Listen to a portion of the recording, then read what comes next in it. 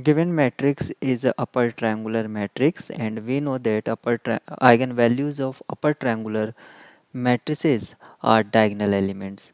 So eigenvalue are A, B and 3. Also, sum of eigenvalues is known as trace of the matrix. So trace of matrix A is A plus B plus 3, and determinant means product of eigenvalues is 3AB. It is given that trace is 10 and product is 30. So using second one, I can conclude that AB equals to 10, and from first one A plus B equals to 7. Now you can form quadratic equation and easily find the values of A and B.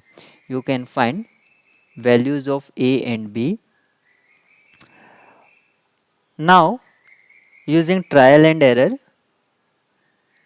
value of sum is 7. So 2 and 5 and product is 10. So these two will satisfy either using quadratic equation or by trial and error, or you can use A plus B, A square B square. Actually we need to find value of this one, and this is equals to A plus B whole square minus 2 times AB.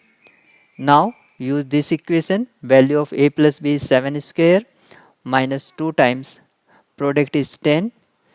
So finally you will get 29. Option A is right one.